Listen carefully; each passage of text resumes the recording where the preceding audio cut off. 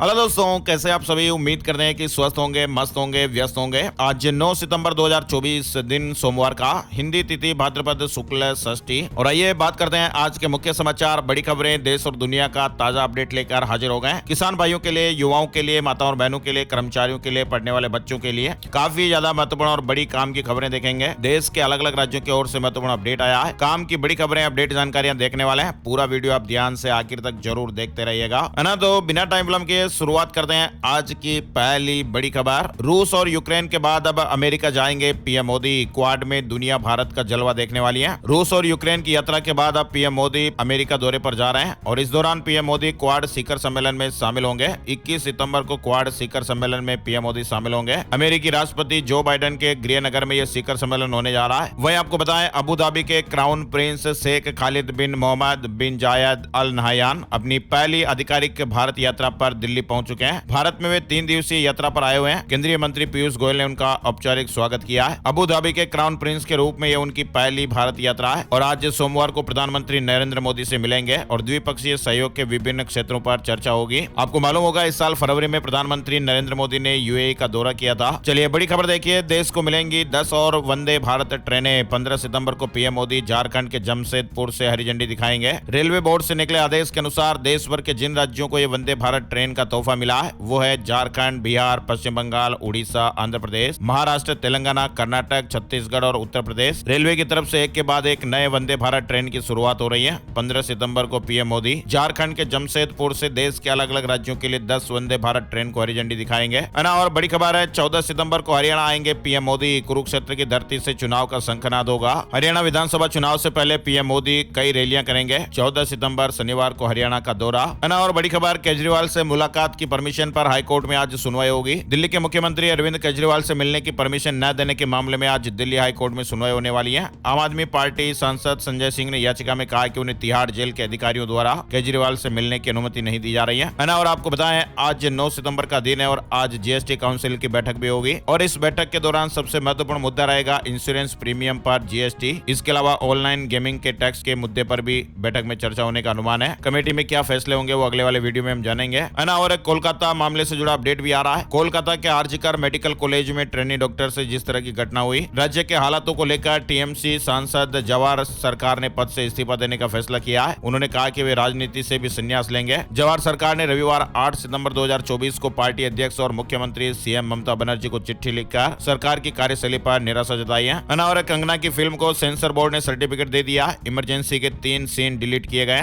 10 बदलाव भी करने पड़ेंगे और इसके बाद ये फिल्म रिलीज हो पाएगी। हिमाचल प्रदेश के मंडी से सांसद और एक्ट्रेस कंगना रनौत की फिल्म इमरजेंसी को central board of film certification CBFC ने सर्टिफिकेट दे दिया है। वहीं देखिए, राजनाथ सिंह ने कहा कि पाकिस्तान पीओके के लोगों को विदेशी मानता है, भारत के लिए वे अपने हैं। अफजल गुरु को फांसी नहीं तो क्या माला पहनानी चाहिए थी। रक्षा मंत्री राजनाथ सिंह ने रविवार 8 सितंबर को कहा कि पाकिस्तान के कब्जे वाला कश्मीर पीओके के निवासियों को भारत में शामिल होना चाहिए, हम उन्हें अपना मानते हैं। वहीं रक्षा मंत्री ने कहा कि पाकिस्तान पीओके के निवासियों को विदेशी मानता है लेकिन भारत उन्हें अपना मानता है। जब तक भाजपा है तब तक जम्मू कश्मीर में आर्टिकल 370 की वापसी नहीं हो सकती। बीजेपी ने जम्मू कश्मीर विधानसभा चुनाव के लिए उम्मीदवारों की छठी लिस्ट भी जारी कर दी है। 5 मुस्लिम कैंडिडेट को टिकट दिया गया है। लिस्ट में कुल 10 उम्मीदवारों के नाम है ना। और हरियाणा में कांग्रेस और आम आदमी पार्टी के गठबंधन का आज ऐलान हो सकता है। बताया जा रहा है कि 4+1 फॉर्मूले पर आम आदमी पार्टी की सहमति बनी है। खबरें हैं कि हरियाणा विधानसभा चुनाव को लेकर कांग्रेस और आम आदमी पार्टी के बीच गठबंधन का रास्ता लगभग तय हो गया है। हालांकि अभी इसका आधिकारिक ऐलान नहीं हुआ है। शनिवार देर रात कांग्रेस प्रभारी दीपक बाबरिया और राज्यसभा सांसद राघव चड्ढा के बीच मीटिंग भी हुई थी। खबरें आ रही कि आज 9 सितंबर को ज्वाइंट प्रेस कॉन्फ्रेंस कर गठबंधन का ऐलान हो सकता है ना। और हरियाणा में बीजेपी में बगावत का सीरियल जारी है। अब अमित अहलावत ने इस्तीफा दे दिया। निर्दलीय चुनाव लड़ने का ऐलान किया गया है। हरियाणा चुनाव कांग्रेस की दूसरी लिस्ट में 9 उम्मीदवार घोषित हुए हैं। पार्टी ने अब तक 28 विधायकों समेत 41 कैंडिडेट के नामों का ऐलान कर दिया है। हरियाणा विधानसभा चुनाव के लिए कांग्रेस ने रविवार 8 सितंबर की देर रात अपने कैंडिडेट की दूसरी लिस्ट जारी की और इस लिस्ट में 9 उम्मीदवारों के नामों का ऐलान हुआ है। कांग्रेस ने अब तक 90 में से 41 विधानसभा सीटों पर अपने उम्मीदवारों की घोषणा कर दी है। चलिए बड़ी खबर, दीपिका पादुकोण ने बेटी को जन्म दिया है। शनिवार को एडमिट हुई थी, यानी दीपिका पादुकोण और रणवीर सिंह पेरेंट्स बन गए। दीपिका ने रविवार को बेटी को जन्म दिया और इस बात की जानकारी उन्होंने इंस्टाग्राम पर भी शेयर की है। खबरों में और बड़ी खबर देखिए, बाढ़ प्रभावित बांग्लादेश को 83 लाख रुपए देगा सिंगापुर। बाढ़ से 58 लाख लोग प्रभावित हो गए हैं। 71 की जाने जा चुकी हैं और बीमारियों के फैलने का खतरा भी मंडरा रहा है। फिलहाल खबर खबर है कि बाढ़ की मार झेल रहे बांग्लादेश को सिंगापुर ने 83 लाख रुपए देने का ऐलान किया है और ये मदद सिंगापुर रेड क्रॉस सोसाइटी की मदद से दी जाएगी। इससे पहले सिंगापुर रेड क्रॉस ने 3 सितंबर को भी बांग्लादेश की मदद के लिए 42 लाख रुपए इकट्ठा करने का लक्ष्य रखा था। बड़ी खबर है, भारत की साख सुरक्षा परिषद में स्थायी सदस्यता का दावा नजरअंदाज नहीं कर सकते।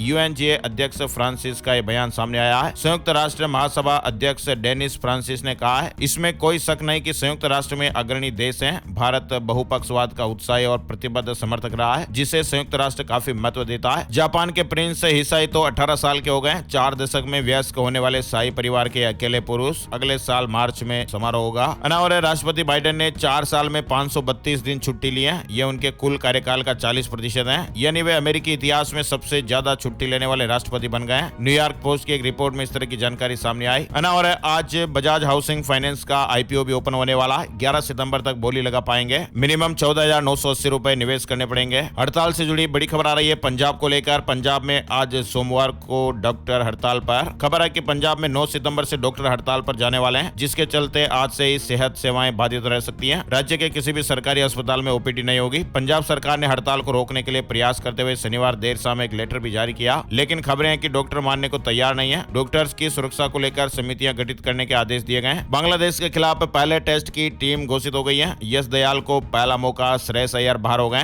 राहुल पंत और कोहली की वापसी हुई है। बांग्लादेश के खिलाफ 2 टेस्ट की सीरीज के पहले मुकाबले के लिए टीम इंडिया की घोषणा हो गई है। 19 सितंबर से चेन्नई में खेले जाने वाले मुकाबले के लिए 16 मेंबर्स की टीम चुनी गई। एचडीएफसी बैंक ने लोन महंगा कर दिया है, यानी एचडीएफसी बैंक ने अपने लोन के ब्याज दरों में बढ़ोतरी कर दी है। बैंक ने अलग अलग अवधि के लिए ब्याज दर को बढ़ा दिया है और बैंक की नई ब्याज दरें 8 अगस्त से लागू भी हो गई है। MCLR ब्याज दरें अब 9.10% से लेकर 9.45% तक हो गई है। असम में महत्वपूर्ण स्थलों के पास जमीन खरीद पर रोक हेमंत बिस्वा शर्मा ने बड़ी वजह बताई है। सीएम हेमंत बिस्वा शर्मा ने कहा कि एक पुराने मंदिर के पास अगर अचानक कोई मस्जिद बना दी जाए या ऐतिहासिक ईदगाह के पास पूजा शुरू हो जाए तो ये समाज के संतुलन के लिए ठीक नहीं है। उन्होंने कहा कि अधिकारियों को इन संवेदनशील मुद्दों पर विचार करना चाहिए। और वैसे भी आपको बताएं, असम के मुख्यमंत्री हेमंत बिस्वा शर्मा जी इन दिनों सुर्खियों में बने हुए हैं। वो एक के बाद एक नए फैसले ले रहे हैं। सीएम ने कहा कि इसी कारण से राज्य सरकार ने महत्वपूर्ण स्थलों के पास जमीन की खरीदने पर रोक लगाई हुई है। कोलकाता मामले से जुड़ा अपडेट है। 1 महीने में भी नहीं सुलझ पाई गुत्थी। सुप्रीम कोर्ट में आज फिर सुनवाई होगी। सीबीआई रिपोर्ट भी देगी। पश्चिम बंगाल के राज्यपाल ने सीएम ममता बनर्जी को आपातकालीन कैबिनेट बैठक बुलाने के भी निर्देश दिए हैं। मणिपुर हिंसा की नई घटना पर सीएम की केंद्र से अपील, क्षेत्रीय अखंडता की रक्षा के लिए कदम उठाए जाए। मणिपुर के मुख्यमंत्री एन बीरेन सिंह ने रविवार को राज्य में हिंसा की नई घटनाओं को लेकर चिंता जाहिर की है। और दिल्ली सरकार रिसर्च ग्रांट पर टैक्स का विरोध करेगी। आज जीएसटी काउंसिल की मीटिंग है। दिल्ली की आम आदमी पार्टी की सरकार ने कहा कि वो रिसर्च ग्रांट और पेमेंट गेटवे के जरिए 2000 से अधिक की लेनदेन पर जीएसटी का विरोध करेंगे।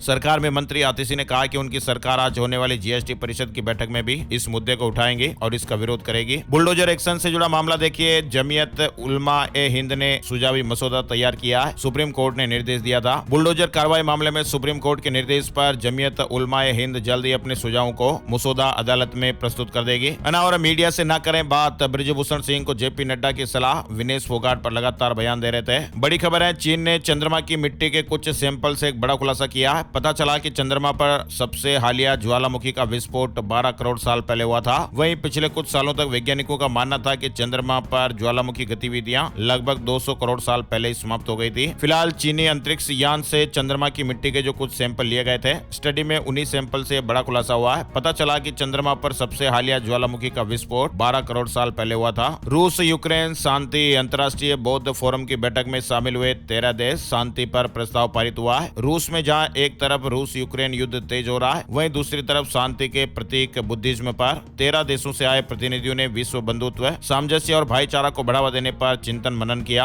और इस बैठक में शांति और विश्व बंधुत्व पर प्रस्ताव पारित किए गए। यानी अंतर्राष्ट्रीय बौद्ध सम्मेलन में विश्व के विभिन्न बौद्ध धाराओं में एकता का प्रस्ताव पारित हुआ है। सूडान भयंकर तूफान से जूझ रहा है। WHO के महानिदेशक ने कहा हालात चौंकाने वाले हैं। पूर्वोत्तर अफ्रीकी देश सूडान में बीते 16 महीने से अधिक समय से चल रहे युद्ध में अब तक 20,000 लोगों की जानें जा चुकी हैं। अपने 2 दिवसीय दौरे पर सूडान पहुंचे WHO के महानिदेशक ने कहा कि सूडान संकट के एक भयंकर तूफान से जूझ रहा है और यहाँ आपातकाल जैसे हालात बेहद चौंकाने वाले हैं। भारतीय शेयर मार्केट में विदेशी निवेशकों ने 5 दिन में 11,000 करोड़ रुपए डाले निवेश किया है। भारतीय बाजार में मजबूती और अमेरिका में ब्याज दर में कटौती की उम्मीद के चलते FPI में निवेश बढ़ा है। और प्रॉपर्टी निवेशकों की चांदी होने वाली है। निवेश पर तगड़ा रिटर्न मिलेगा। जेफरीज की एक रिपोर्ट में यह बड़ा दावा किया गया है। यानी प्रॉपर्टी में निवेश करने वाले निवेशकों के के लिए गुड न्यूज है। भारत का हाउसिंग सेक्टर अगले 3 से 5 सालों में 10% की कंपाउंडेड एनुअल ग्रोथ से बढ़ेगा। इन्वेस्टमेंट फर्म जेफरीज की रिपोर्ट में जानकारी दी गई है और ऐसे में रियल एस्टेट में निवेश करने वाले निवेशकों को फायदा मिलने की उम्मीद है। व्हाट्सएप ने लॉन्च किए नए फीचर्स, यूजर्स अब स्टेटस को भी लाइक कर पाएंगे। रिप्लाई बटन के बगल में आइकन देखने को मिलेगा।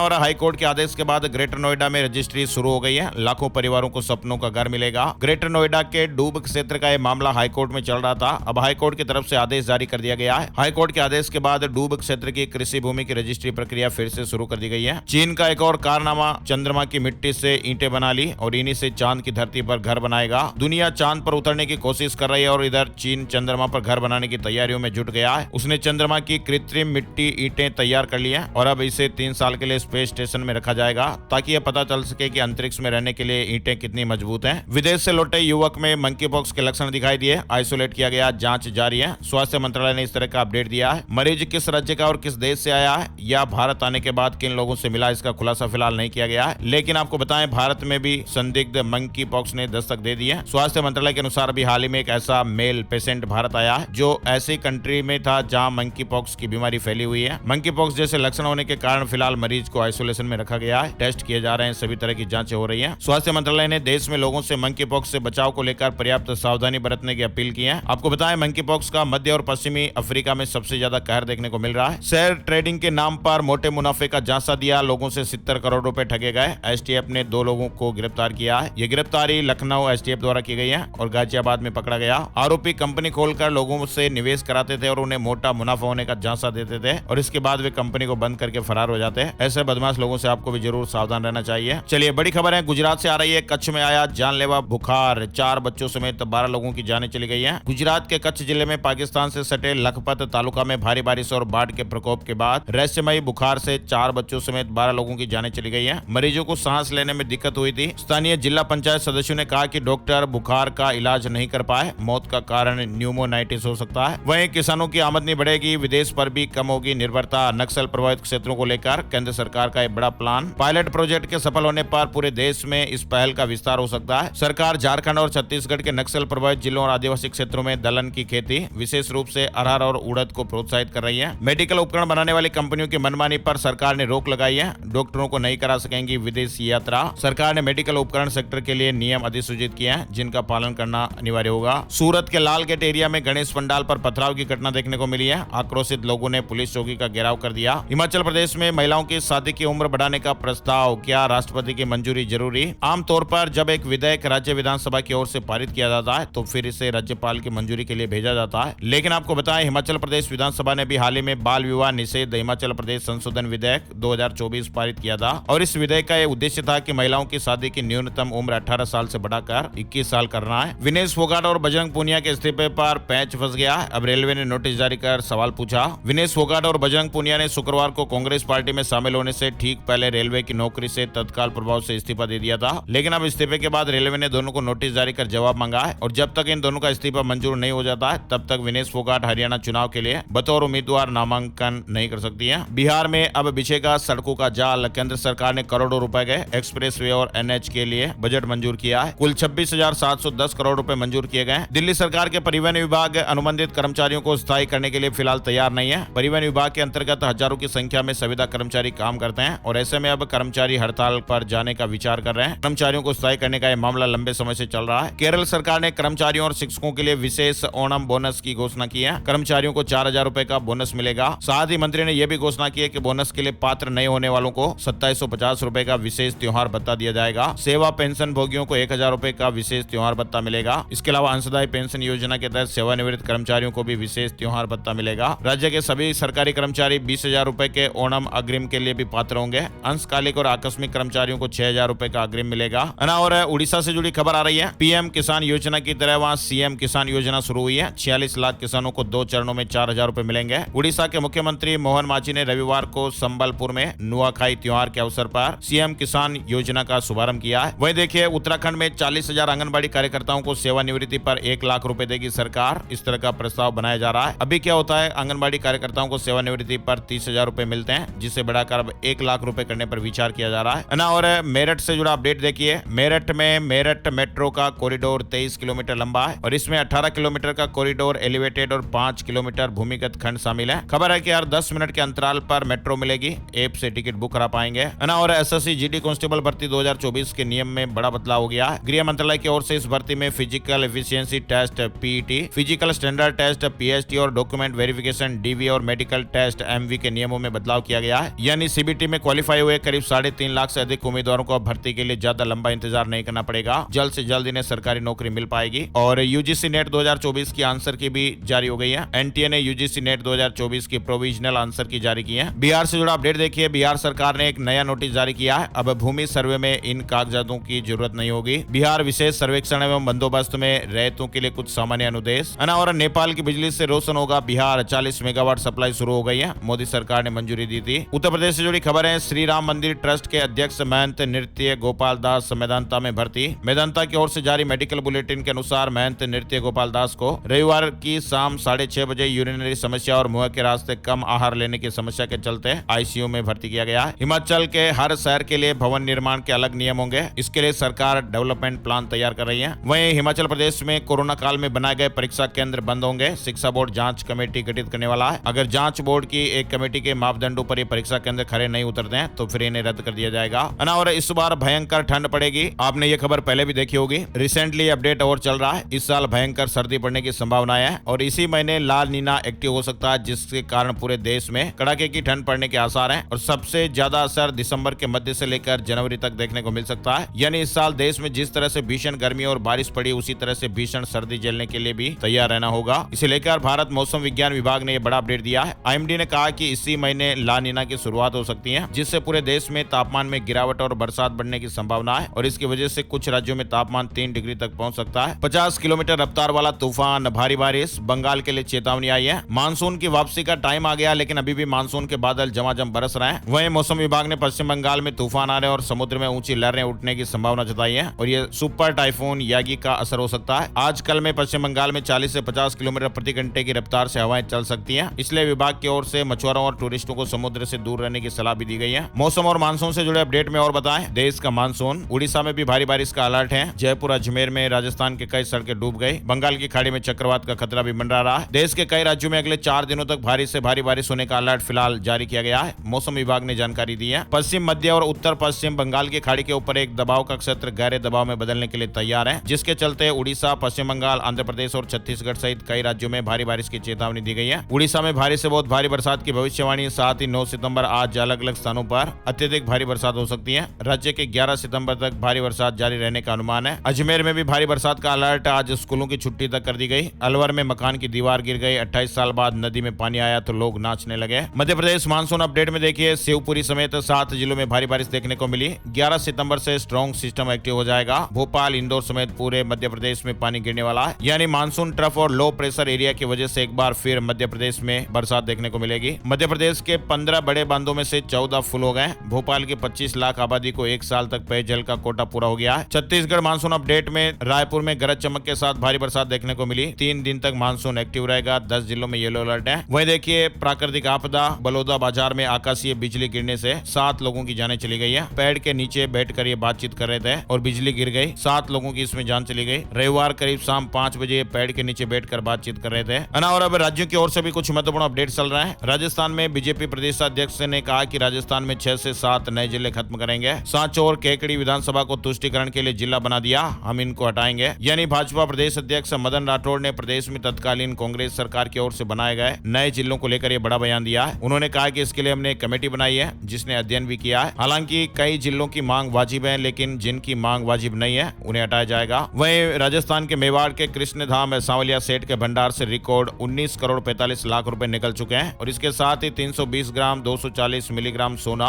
और 95 किलो से ज्यादा चांदी भक्तों की ओर से चढ़ाई गई है। अभी तक 5 राउंड की गिनती हुई है और ये दान राशि अगस्त महीने की है। फिलहाल जो गिनती हुई है उसमें 19 करोड़ 45 लाख रुपए निकल चुके हैं। राजस्थान के चित्तौड़गढ़ मेवाड़ के कृष्णधाम सांवलिया सेठ से जुड़ा अपडेट आप देख पा रहे थे। और राजस्थान में ईआरसीपी का पहला बांध बनकर तैयार, टेस्टिंग शुरू हो गई है। डूब क्षेत्र में हाई अलर्ट घोषित किया गया है। Parvati, Kali Sindh, Chambal, eastern Rajasthan canal project के पहले बांध नौनेरा में जल भराव की टेस्टिंग का काम रविवार को शुरू हो गया। राजस्थान में सरकारी राशन लेने वालों के लिए भी काम की खबर आई है। भजनलाल सरकार ने नियम में बदलाव कर दिया है। उपभोक्ताओं को हर महीने के अंत तक राशन लेना अनिवार्य होगा और अगर उपभोक्ता समय पर राशन नहीं लेते हैं तो फिर वो लैप्स हो जाएगा। राजस्थान में सीएम भजनलाल शर्मा दक्षिण कोरिया जापान की यात्रा पर रवाना हो गए। राइजिंग राजस्थान समिट के लिए निवेशकों को आमंत्रित करेंगे, कंपनियों के प्रतिनिधियों से भी मिलेंगे। राइजिंग राजस्थान समिट को लेकर पहली अंतर्राष्ट्रीय इन्वेस्टर समिट की शुरुआत होने जा रही है। वहीं राजस्थान में क्या दोबारा होगी एसआई भर्ती परीक्षा? एसओजी की 4 सीट पर बनी रिपोर्ट, कानून मंत्री ने कहा सभी बिंदुओं पर विचार के बाद निर्णय लिया जाएगा। माध्यमिक शिक्षा निदेशालय राजस्थान से जुड़ा अपडेट है। 9वीं से 12वीं की अर्धवार्षिक, 9वीं और 11वीं की वार्षिक परीक्षाएं अब राज्य में एक ही टाइम टेबल से होगी। प्रश्न पत्र भी समान होंगे। माध्यमिक शिक्षा निदेशालय ने इस संबंध में सभी जिला शिक्षा अधिकारियों को आदेश जारी किए हैं। वहीं मध्य प्रदेश में सीएम डॉक्टर मोहन यादव का फ्री कोचिंग का ऐलान हुआ है। कहा कि नीट जेईई के लिए फीस सरकार भरेगी।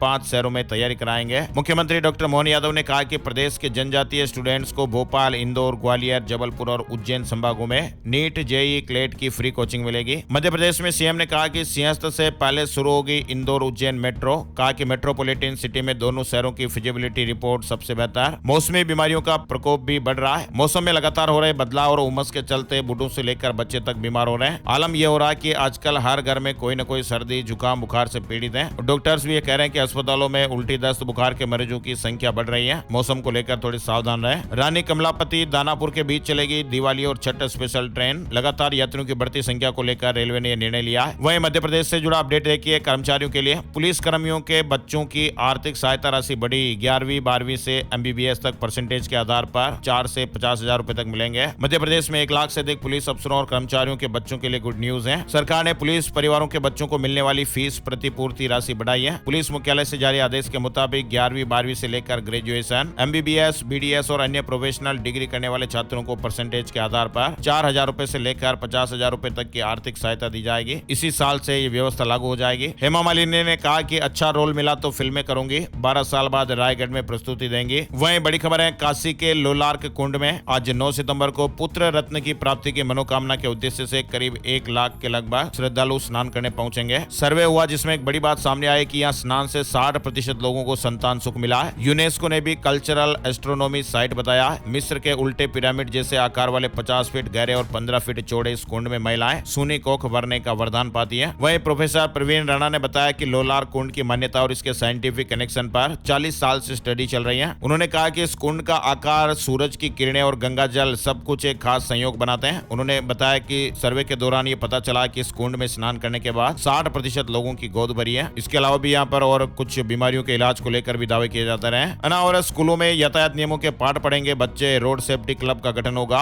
यूपी से जुड़ा अपडेट है। उत्तर प्रदेश में अब स्कूलों में बच्चों को यातायात नियमों का पाठ भी पढ़ाया जाएगा। नोएडा की प्रस्तावित फिल्म सिटी से घेराबंद हटाने का आदेश इलाहाबाद हाईकोर्ट ने कहा। किसानों की भूमि खरीदे या अधिग्रहित किए बिना बाढ़ नहीं लगा सकते। वहीं लखनऊ बिल्डिंग हादसे की जांच के लिए टीम गठित कर दी गई है। सीएम ने सरकारी आवास पर बैठक कर निर्देश दिए। कहा कि तह तक तहकीकात करें अधिकारी। झारखंड से जुड़ी खबर है। राज्य भर के लिपिकों की हड़ताल जारी। नियुक्ति तिथि से 2400 ग्रेड पे और समान नियमावली की मांग कर रहे हैं। सोने चांदी के भाव सोमवार से शुक्रवार तक का अपडेट। और अब चलते चलते आपको बताते हैं आज 9 सितंबर का राशिफल कैसा रहेगा। 9 सितंबर सोमवार के ग्रह नक्षत्र मित्र योग बना रहे हैं, जिससे मेष राशि वालों की आर्थिक स्थिति बेहतर होगी। मिथुन राशि वालों को नौकरी में पदोन्नति मिलने के योग है। सैलरी बढ़ने की भी संभावना है। कर्क राशि वालों की आर्थिक स्थिति मजबूत होगी। नौकरी में सितारों का साथ मिलेगा। तुला राशि के नौकरी पेशा लोगों के लिए भी अच्छा दिन रहेगा। धनु राशि के सरकारी नौकरी पेशा लोगों के स्थान परिवर्तन की आशंकाएं हैं, संभावनाएं हैं। मकर राशि वालों के लिए आज के सितारे अच्छे रहेंगे। कुंभ राशि के लोगों को उपलब्धि मिलने या बिजनेस में टारगेट पूरा होने की संभावनाएं है। इसके अलावा वृष राशि वालों के बिजनेस में मेहनत ज्यादा होगी और नौकरी में भी एक्स्ट्रा काम करना पड़ सकता है। और बाकी राशियों के लिए आज का दिन मिला जुला रहेगा, है ना। तो ये थे दोस्तों आज के मुख्य समाचार, बड़ी खबरें, हेडलाइंस और सुर्खियां, अपडेट। ये वीडियो आपको कैसा लगा कमेंट करके जरूर बताइएगा। और एक प्यार भरा सा निवेदन है, इस वीडियो को आप अपने यार दोस्तों के साथ, मिलने वालों के साथ, जान पहचान वालों के साथ जरूर फेसबुक और व्हाट्सएप पर शेयर कर दीजिए, ताकि हर रोज आपके साथ ही उन्हें भी नोटिफिकेशन मिलता रहे, वो भी अपडेट जानकारियां देखते रहे। उम्मीद करते हैं कि आप फेसबुक और व्हाट्सएप पर जरूर शेयर करेंगे। एक और नई जानकारी और अपडेट वीडियो में फिर मिलते हैं। तब तक के लिए जय श्री राम, जय हनुमान।